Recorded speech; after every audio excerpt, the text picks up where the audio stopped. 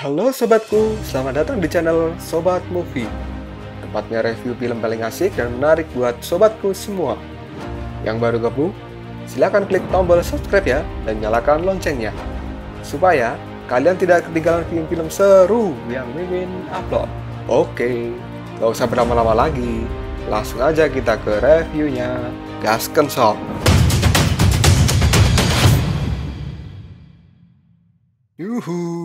Oke sobatku, ini adalah chapter spesial yang akan Mimin bahas. Karena di chapter ini Mimin menggabungkan 5 chapter sekaligus. Dikarenakan ini adalah awal dari season 6. Simak videonya sampai selesai dan dijamin puas, jangan di skip. Pada season 5 yang lalu diceritakan bahwa tim Biksu Tong terpecah setelah pertempuran jurang alam baka. Xiaoyu dan Bailang yang tinggal berdua saja kemudian bertemu dengan Yihu, si manusia harimau, yang berusaha membunuh mereka. Yihu pun akhirnya bertarung dengan Bailang, kemudian kalah dan hampir mati, lalu diselamatkan oleh Xiaoyu, dan kini Yihu pun bergabung dengan mereka. Biksu Tong dan Aok Sue yang terjatuh ke dalam jurang alam baka dan masuk ke dalam neraka kini telah kembali berkat si Wuching, manusia pasir itu ya. Dan mereka kini sudah bergabung kembali bersama Xiaoyu dan yang lainnya. Lalu di istana surga, para dewanya yang telah terpecah menjadi 2 kubu, yaitu kubu cahaya dan kubu kegelapan, kini dipisahkan oleh Raja Kebajikan agar mereka tidak bertarung rebutan lemper ya. Raja Kebajikan membelah istana surga menjadi 2 agar mereka bisa hidup di kubu masing-masing sob. Oke. Wukong yang sebelumnya bertarung di istana surga membantu kubu cahaya kini sudah dalam perjalanan bergabung dengan tim Biksu Tong karena disuruh Dewa Sasin untuk melindungi kitab suci dari Dewa Kegelapan ya. Dan saat ini untuk memburu kitab suci pihak kegelapan telah mengutus 3 arwah kegelapan yang salah satunya adalah arwah kegelapan yang sangat kuat karena dia adalah Raja Surga Selatan Virupaka. Baji yang sebelumnya menghilang tanpa jejak ini telah bergabung kembali tapi dengan sesuatu yang berbeda karena dia datang dengan mata yang dijahit dengan besi. Meskipun tak bisa melihat, kekuatan Baji masih tak bisa diremehkan. Dia pun mampu mengalahkan 2 arwah jahat sebelum kedatangan Virupaka. Setelah tim Biksu Tong merasa unggul, lalu datanglah Virupaka dengan kekuatan yang menakutkan sekali dan kemudian mengurung tim Biksu Tong di dalam dimensi cermin. Untung saja masih ada Baji yang tidak ikut terkurung. Baji pun kini berusaha melawan Virupaka dan Baji pun bertarung dengan gagah berani dan dia berhasil memukul mundur Virupaka. Virupaka yang meremehkan kekuatan Baji kini mulai serius menghadapinya. Wow. Virupaka pun kini terus saja menggunakan segel harta miliknya dan mengeluarkan besi dari segel tersebut. Besi-besi itu pun membentuk sebuah kurungan yang mengurung Baji. Lagi-lagi Baji mampu melawan kekuatan segel sang Raja Selatan. Merasa segel besinya tak mampu menahan Subaji, kini Virupaka mengeluarkan segel hantu angin yang super montok untuk mengepung si siluman celeng ini. Hantu-hantu montok ini pun berteriak mengeluarkan suara yang sangat merdu sampai membuat telinga pendengarnya merasa sakit sob. Baji yang sudah tak tahan lalu menggarukkan garpunya dan melenyapkan para hantu menyebalkan itu. Serangan untuk Baji tak berhenti sampai di situ. Kini Virupaka melemparkan segel bom telur yang sangat banyak dan bom telur itu pun meledak dengan sangat dahsyat. Sampai Xiaoyu pun terpental karena gelombangnya saja. Virupaka saat ini sudah merasa unggul dan dengan sombongnya berkata sampai di sini saja. Tim Biksu Tong yang terkurung dalam cermin tak mampu berbuat apapun dan hanya bisa menunggu bantuan untuk keluar dari cermin. Sambil menunggu gak ada kopi apa ya, sama gorengan gitu lah payah. Bailang yang selalu mencemaskan Xiaoyu saat ini dinasihati Biksu Tong agar tidak terlalu khawatir.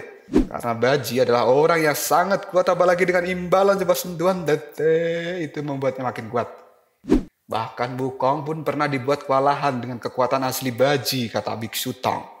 Akibat ledakan mercon itu kini hidung Baji mimisan. Meskipun mimisan dia tak menangis dan masih mau melawan Raja Selatan. Raja Selatan kini benar-benar sudah merasa menang karena telah berhasil melumpuhkan indera penciuman dan indera pendengaran Subaji akibat dari teriakan hantu montok dan ledakan mercon. Ditambah lagi Baji sudah tidak bisa melihat karena dia menjahit matanya sendiri. Kini Raja Selatan dengan PD-nya mendekati Baji dan Xiaoyu masih terus memberikan semangat buat si celeng satu ini ya. Hirubaka pun memastikan semua indera Baji sudah lumpuh dan dia pun mengetesnya dengan sebuah batu. Ternyata benar Baji hanya bisa berputar-putar saja menerka-nerka di mana arah musuh berada saat ini sob. Hirubaka pun sangat riang gembira seperti sedang tamasya. Dia pun mengeluarkan tombak untuk mengakhiri hidup si celeng dengan menusuk tepat di jantungnya. Hirubaka lalu mengambil ancang-ancang dan seketika malah dia yang digaruk sama si celeng satu ini. Sombong sekali sih lu kena garuk kan. Habis tergaruk Hirubaka mau nangis. Nggak terima. Dia lalu mengeluarkan crossbow untuk menembak si celeng dari jarak jauh. Tembakan crossbow pun mampu diobrak-abrik sama si celeng. Walaupun sebagian besar ada yang nancep di punggung sih. Itu pasti lumayan sakit. Aduh. Walau semua indera Baji sudah tak berfungsi dan semua terasa gelap gulita, tapi dia masih mampu melihat Xiaoyu yang menyalai terang. Hal ini membuat Baji merasa senang karena bisa melihat wujud lain dari sang kitab suci. Baji pun kini menggendong Xiaoyu. Dia pun meminta maaf karena telah kabur. Xiaoyu pun memaafkan si celeng satu ini. Si celeng pun bercerita kalau dia pergi ke desa manusia dan malah membuat ulah di sana. Dan akhirnya membuat dirinya menyesal. Dan Xiaoyu menyebutnya, kamu itu babi bodoh yang egois. Si babi kini mau menebus kesalahannya dengan bertarung dengan Raja Selatan. Raja Selatan Hirubaka tiba-tiba melompat mengeluarkan cambuk tulang kadal. Ia pun menyabitnya ke arah Subaji dan mengenainya hingga berdarah. Tapi si celeng malah berteriak. Menggelitik sekali ya senjatamu itu. Padahal tangannya berdarah loh, hati-hati nanti nangis. Tulang kadal yang menggelitik itu pun dihancurkan sama si celeng dan celeng pun balik menyerang Hirubaka. Di saat bertarung dengan si celeng, Hirubaka merasakan dirinya terluka. Dia pun curiga ada yang mencoba menghancurkan cermin penyegelnya. Karena cermin itu terhubung dengan dirinya, kehancuran cermin sama dengan kematian si Hirubaka. Dan ternyata yang mencoba menghancurkan cermin adalah si prajurit batu kecil. Dia pun mengangkat senjatanya dan memecahkan kaca penyegel dari luar. Hirubaka yang panik berteriak pada dua Dark Shadow bodoh ini. Dan Xiaoyu menyadari bahwa si itu adalah si batu kecil. Dua Dark Shadow bodoh pun berlari untuk menggagalkan si batu kecil, tapi mereka sudah terlambat. Karena batu kecil sudah berhasil membuat cermin pecah dan berantakan. Melihat cerminnya hancur, Hirubaka pun melepaskan ikatan cermin dengan dirinya. Dan sekejap, cermin itu menjadi berkeping-keping lalu Biksu Tong dan yang lainnya melompat keluar dari cermin tersebut. Setelah sampai di luar, Biksu Tong kaget. Melihat si celeng sudah penuh dengan darah dan Bailang berteriak memanggil Xiaoyu. Bailang yang sudah keluar dari dimensi cermin masih bingung. Siapa yang telah memecahkan cermin itu? Lalu sang batu kecil tersenyum dengan penuh kebanggaan karena telah menjadi penyelamat. Dan Biksu Tong tak percaya dia telah diselamatkan oleh seekor batu. Seekor apa sebuah sih? Apa seorang? Dah lah pokoknya itu aja lah. Karena Biksu Tong dan kawan-kawan sudah keluar dari cermin, kini Xiaoyu meminta mereka untuk membantu si celeng karena celeng sudah berjuang mati-matian sendiri dari tadi. Sang biksu pun memanggil nama Baji. Dia mengkhawatirkan keadaan si celeng ini. Baji pun bertanya pada Xiaoyu apa yang terjadi. Apakah biksu dan yang lain telah keluar dari cermin? Lalu Xiaoyu menyuruh Baji untuk beristirahat sekarang. Baji pun langsung berubah ke mode babi imut dan dia pun langsung pingsan. Hirubaka yang merasa gagal mengurung tim Biksu Tong kini merasakan sakit di kepalanya dan dia meminta tolong pada dua arwah cupu untuk mengatasi mereka. Bailang kini semangat untuk bertarung. Begitu juga dengan Bucing. Tapi si Auxue dan Yihu malah mencari tempat petak umpet. Aduh gimana sih dua binatang buas itu. Yang lain bertarung kok malah main petak umpet. Kedua arwah cupu kini sudah memulai pertarungan dengan Bailang dan Bucing. Raja Selatan pun lalu memilih harta yang cocok untuk dikeluarkan. Dan saat dia menemukan harta yang cocok, tiba-tiba Biksu Tong muncul di belakangnya dan langsung minta izin untuk memukul kepala sang Raja Surga Selatan. Sang Raja pun berteriak bahwa Biksu Tong tidak sopan mau memukul kepala seorang raja ya. Tanpa banyak basa-basi, Biksu Tong langsung mengeluarkan tinju tangan 1000 perak. Dan salah satu tinjunya berhasil mengenai mata sang raja sampai penyet kayak tahu kena bogem. Raja pun terlempar hingga membentur tembok batu kota kuno, membuat Bailang dan Yihu terkejut karena kekuatan gurunya ternyata juga sangat kuat. Dua arwah jahat cupu langsung menyusul sang raja dan untuk memastikan bahwa sang raja tidak menangis. Raja yang tak terima kena bogem matanya kini kembali bangkit dan murka pada Biksu Tong. Biksu yang merasa raja terlalu banyak omong kembali membogemnya dan lagi-lagi terlempar kayak sebuah tahu. Melihat sang raja udah kayak tahu empuk banget, membuat dua arwah jahat cupu merasa tak percaya. Raja para dewa telah kalah sama manusia. Merasa sudah kalah, si botak memberi solusi untuk mundur saja, tapi sang raja tidak mau mundur karena mereka merasa gengsi. Masa dewa kalah sama manusia? Si gendut mumi setuju dengan kata sang raja bahwa mereka harus lanjut bertempur. Sang raja pun kemudian meminta tolong untuk berdiri. Saat dia meraih tangan si gendut, tiba-tiba saja sang raja menyedot darah si gendut. Menyadari dirinya akan disedot pula, si botak lalu menghindar dan dia pun tak bisa kabur. Akhirnya dua arwah jahat cupu disedot sampai kering sama si raja selatan ini. Kini dua arwah jahat cupu telah meninggoy. Melihat kelakuan sang raja yang suka nyedot sembarangan, membuat Xiaoyu, Auxue, Wujing, dan Yihu terkejut. Habis sedot menyedot, sang raja langsung tersenyum puas karena tenaganya telah pulih kembali. Dia pun langsung ngakak dan membuang jurus hartanya karena merasa tak berguna lagi. Tak hanya itu saja, sang raja juga membuang bajunya dan dia pasang kuda-kuda, tanda siap untuk pertarungan selanjutnya. Sang raja pun langsung menyerang dengan sabetan tangannya, di mana sabetan ini membuat udara menjadi sangat tajam seperti pedang. Untung saja si biksu bisa menghindar. Sabetan itu lalu mengenai sebuah batu yang langsung terbelah menjadi dua, membuat si biksu ketakutan. Dan raja pun masih saja mengincar Biksu Tong. Dan dengan konyolnya Biksu Tong menangkis serangan itu dengan tangannya. Untung saja ada Wuci dengan sigap menolong gurunya sebelum tangan sang guru ini terpotong menjadi dua. Raja Selatan kemudian berputar di udara menciptakan tornado yang sangat tinggi dan tajam seperti pedang, membuat murid Biksu Tong terkejut dan ketakutan. Raja Selatan menyebut jurusnya itu adalah jurus pedang tanpa bayangan. Biksu Tong langsung berteriak menyuruh semuanya untuk menghindar, dan benar saja, kedahsyatan jurus itu sangat luar biasa, mampu menyayat apapun, bahkan tanah di bawahnya pun menjadi porak-poranda. Sang Raja Selatan berniat membunuh mereka semua. Dia pun teringat dirinya di surga sangat dihormati oleh banyak dewa karena jabatan dia sebagai Raja Surga Selatan.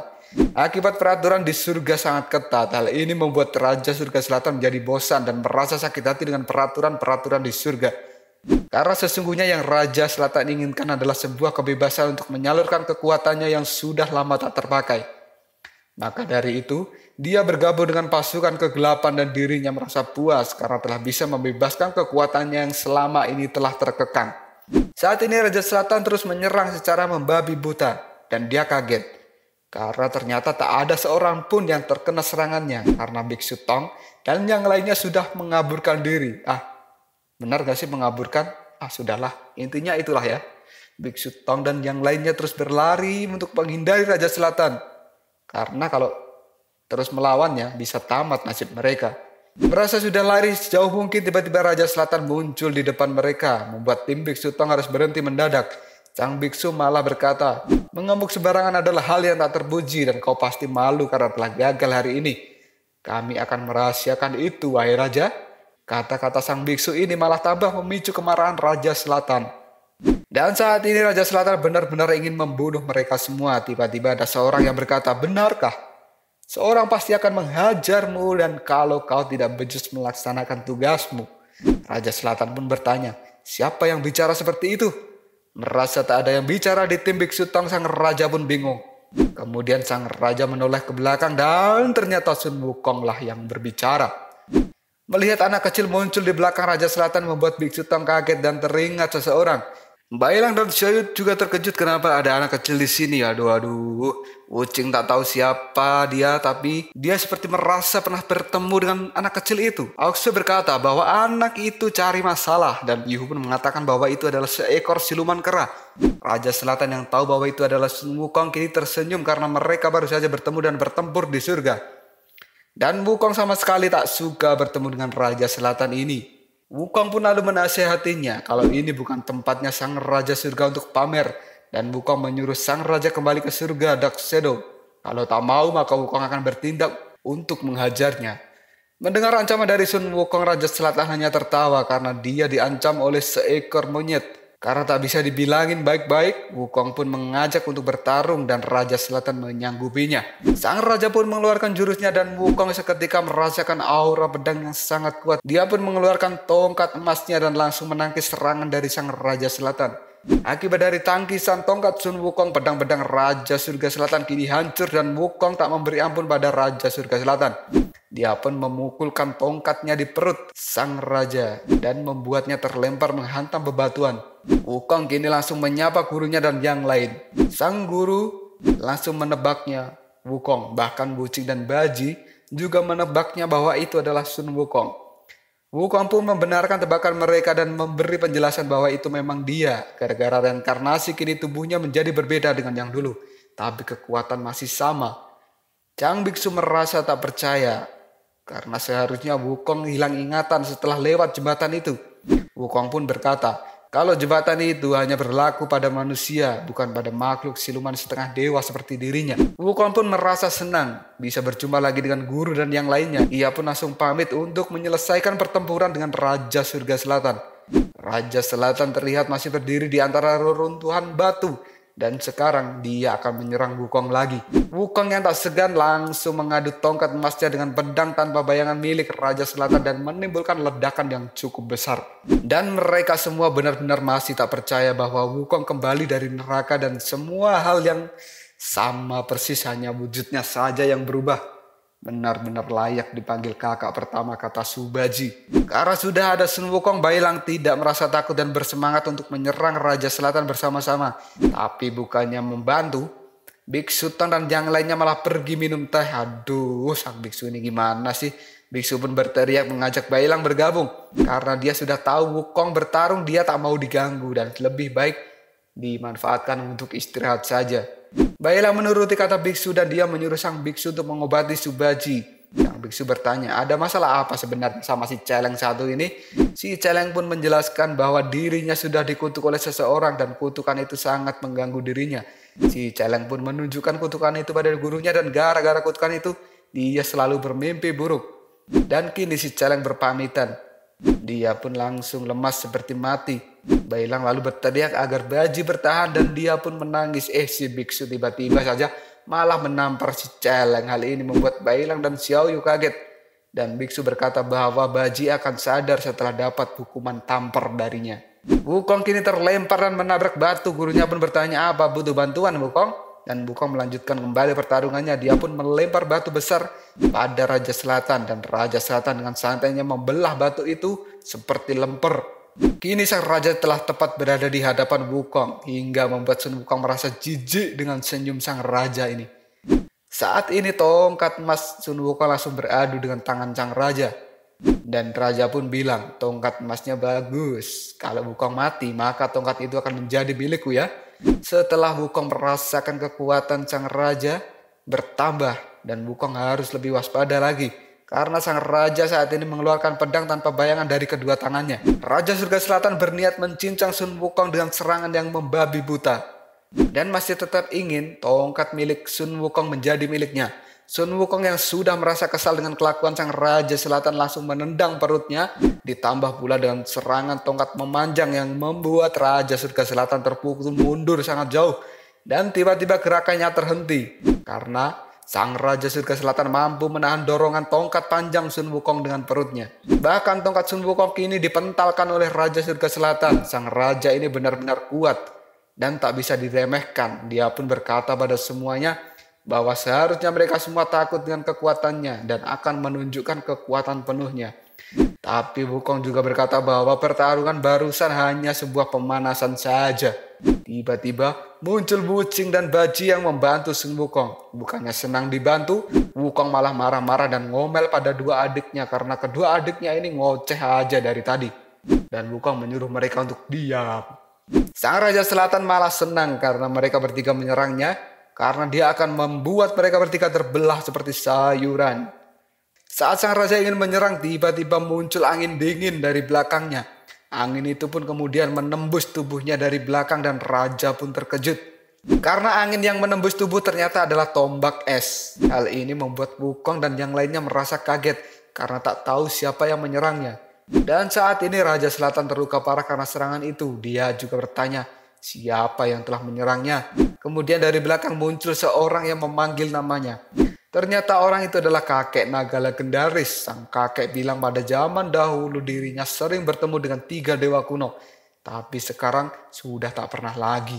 Dan sang kakek kini pun penasaran dengan kekuatan Raja Surga generasi saat ini. Aoxue pun kaget karena kakek naga belum mati. Dan kakek naga pun menjawab, kalau kalian bisa keluar dari neraka, Itu juga bukan hal yang sulit buatku. Raja Selatan kini tertawa sambil menahan rasa sakit oleh serangan kakek naga. Dia pun merasakan aura naga yang tak biasa. Kemudian sang raja menghancurkan es yang menusuk dirinya dan berniat menyerang kakek naga. Raja Selatan pun langsung melompat dan mengeluarkan jurusnya. Sang kakek naga lalu berteriak mengeluarkan jurus badai raksasa miliknya, membuat semua orang harus mundur. Dan Auxue merasa ngeri dengan kekuatan sang kakek ini. Tiba-tiba dari badai itu keluar naga raksasa yang terlihat mengerikan, seperti bisa menelan langit dan matahari. Melihat kekuatan sebesar itu, Wukong pun terkejut. Dan kini naga itu pun berubah menjadi angin dan menghilang, yang hanya menyisakan kakek naga di antara angin dan asap yang mulai pudar. Dan terlihatlah sang kakek sekarang memegang kepala Raja Selatan yang sudah terpisah dari tubuhnya, membuat semua orang yang ada di tempat itu merasa takut dengan sang kakek naga, karena masalah baru pasti akan muncul. Kakek naga pun melenyapkan kepala sang Raja Selatan dengan api biru miliknya. Kemunculan sang kakek ini ternyata ada urusan dengan Auxue. Dia punya beberapa pertanyaan yang harus dijawab oleh Auxue dengan jujur. Karena jika berani berbohong, sang kakek akan melenyapkan Auxue. Melihat Auxue diancam Wujing dan Wukong ingin menyerang kakek naga, tapi ditahan oleh Biksu Tong. Karena ini adalah urusan kakek naga dengan Auxue. Lagi pula sang kakek datang hanya untuk bertanya, bukan untuk bertempur, kata Biksu Tong. Kini sang kakek pun mulai bertanya pada Auxue bagaimana caramu melakukannya. Auxue masih bingung apa yang dimaksud. Dia pun menjawab lakukan apa. Lalu sang kakek menjelaskan, saat dia membawanya ke neraka, jiwa naganya berubah menjadi jiwa naga emas. Bagaimana kau melakukannya, kata sang kakek naga. Dan Auxue pun malah bertanya balik, karena dia sendiri tak sadar tak melakukan hal itu. Sang kakek masih ngotot bertanya dan ingin Auxue menunjukkan sekali lagi, tapi Auxue benar-benar tak bisa karena dia tak berbohong. Sang kakek kini mulai tertawa karena ternyata Auxue melakukan hal itu cuma kebetulan.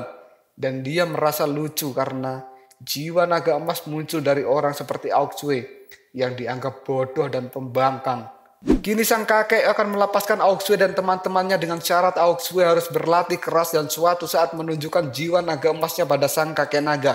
Tapi Auxue malah berkata jiwa naga emas apa? Karena dirinya tak tahu dan tak mau tahu dan menyuruh sang kakek naga untuk mencari naga yang lain saja. Sang kakek pun menjawab sayangnya tak ada siapapun kecuali dirimu wahai Auxue. Kakek naga pun melihat Auxue dengan tatapan penuh harapan dan dia pun berpamitan sampai bertemu lagi nanti. Kakek naga pun langsung menghilang dan semua orang menganggapnya naga yang aneh. Biksu Tong lalu berkata pada Auxue bahwa dirinya mengingatkan kakek naga pada seseorang. Auxue lalu bertanya, bagaimana kau tahu?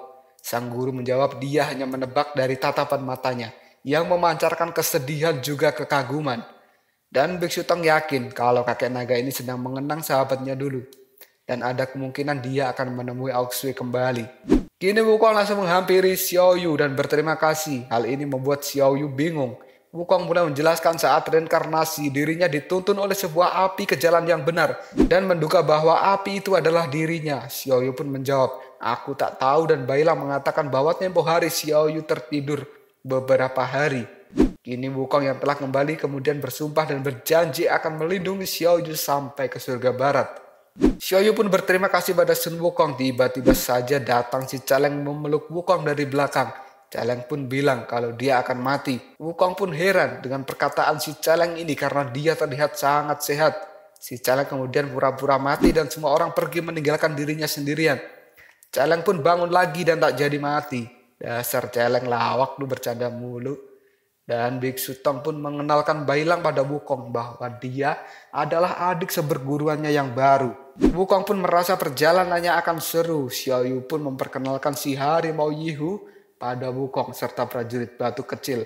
Si Celeng kini menggerutu dalam hatinya karena semua orang cuek padanya. Dan dia pun berlari mengejar yang lainnya sambil minta tolong. Di lain tempat kini sang kakek naga sudah kembali ke rumahnya di langit atas awan. Dia pun ditemui seorang gadis burung yang sudah lama menunggunya. Gadis burung itu bertanya, kau pergi ke dunia manusia kan kakek? Dan gadis itu pun mencemaskan keadaan sang kakek dan kakek pun berterima kasih karena perhatian gadis burung itu. Kini si gadis burung memberikan teh dan bertanya, kau terlihat sangat senang apa yang terjadi sesuatu di dunia manusia? Kakek pun menjawab ada satu hal. Si gadis pun ingin kakek itu bercerita dan kakek pun langsung menceritakan bahwa dia baru saja bertemu dengan naga yang memiliki jiwa naga emas mirip dengan teman lamanya sang kakek. Gadis burung pun menebak kalau itu pasti naga kuno zaman dulu dan sekarang sudah meninggal. Kakek pun menjawab kalau naga itu telah meninggal 1000 tahun yang lalu. Di sebuah tempat yang sepi, Baji meminta tolong gurunya untuk menghilangkan kutukan yang menimpa dirinya. Terlihat Biksu Tong dan Baji sudah melakukan ritual itu selama 3 hari. Bailang dan Xiaoyu tak berani mengganggu dan hanya melihat dari kejauhan. Sedangkan Oxue dan Yihu mereka tertidur dengan gayanya masing-masing. Setelah melakukan ritual dan membaca mantra, Biksu Tong lalu menyabetkan daun di kepala Baji. Tiba-tiba muncullah arwah Nona Miao di atas kepala Subaji. Nona Miao pun terkejut kenapa dia dipanggil. Baji pun langsung berteriak. Sedangkan Xiaoyu dan Bailang terkejut karena Biksu Tong berhasil memanggil arwah si pengutuk Baji. Biksu Tong langsung memperkenalkan diri dan meminta maaf pada Nona Miao atas kejerobohan Subaji yang membuatnya telah meninggal. Nona Miao pun merasa dirinya dipanggil untuk dilenyapkan. Dan Baji yang ketakutan tak berani memandang wajah Nona Miao sedikit pun. Nona Miao kini memandang wajah Subaji dengan datar dan Baji pun hanya berani melirik sedikit sambil bilang bahwa kutukannya membuat putri Nona Miao terus menghantuinya.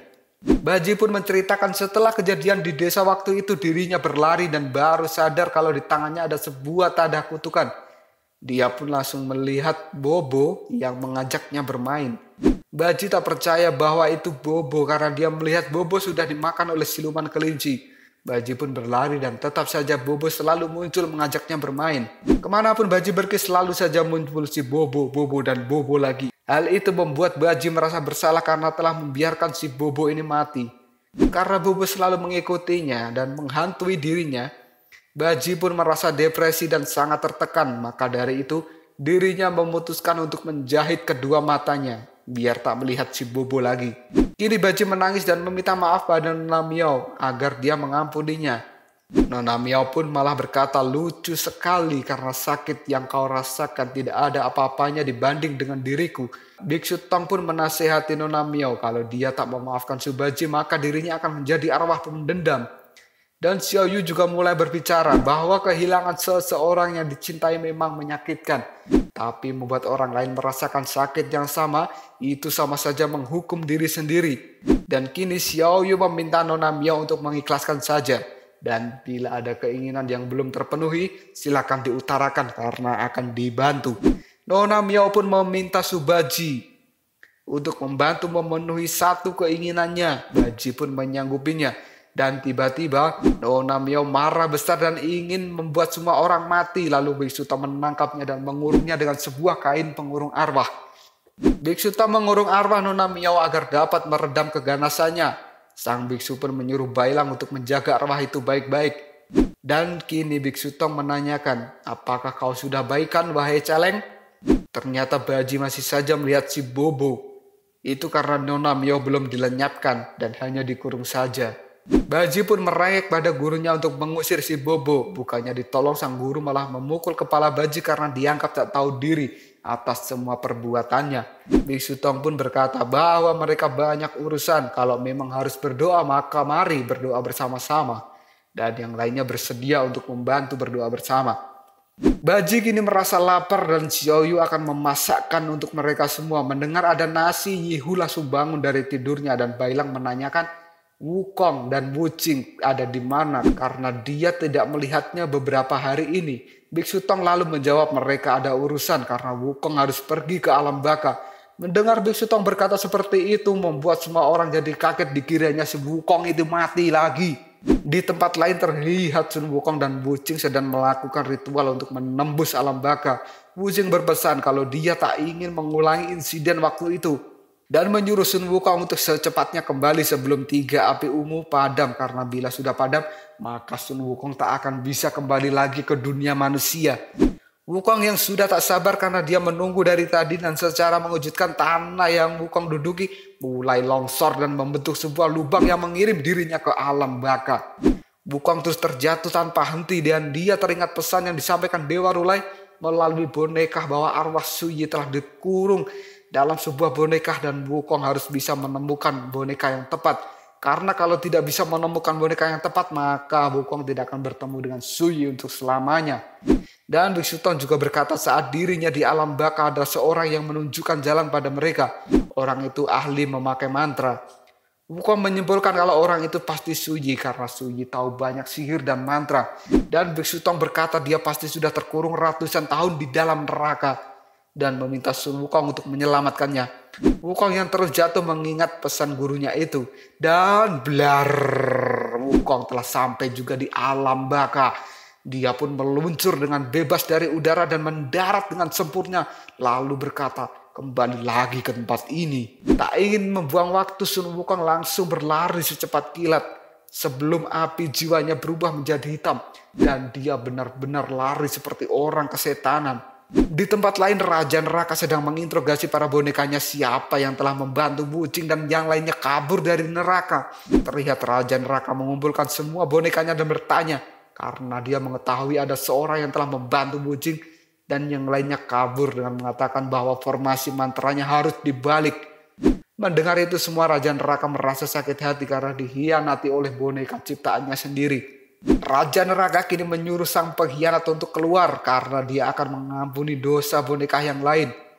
Karena tak ada yang mengaku, Raja pun mengambil satu boneka dan memutuskan kepalanya.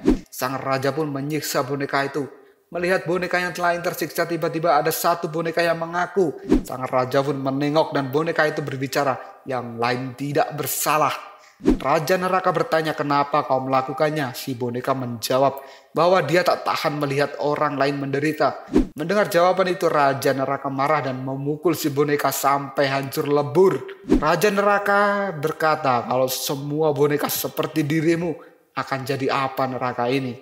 Kau harus dibuat ulang. Tiba-tiba Raja Neraka menengok ke belakang karena ada yang datang. Secara mengejutkan dari belakang, Wukong melompat dan langsung menggigit Raja Neraka dan membawanya koprol. Sambil muter-muter guling-guling sangat jauh. Sampai ke daratan Cina atau mungkin sampai ke Arab Saudi, entahlah. Setelah berhenti berguling-guling, Wukong memukul Raja Neraka sampai terlempar dan merasakan sakit. Wukong pun lalu menghantam tanah dan menunjukkan muka marahnya dan menyebut Raja Neraka brengsek. Akan kuobrak-abrik dalam bakamu ini. Dan apa yang akan terjadi selanjutnya kita akan lanjutkan di chapter selanjutnya. Ditunggu saja. Tetap stay di channel Sobat Movie dan jangan lupa klik subscribe, like, dan share ke teman-temanmu agar channel ini dapat berkembang dan menghibur kalian semua. See you next tomorrow. Bye-bye.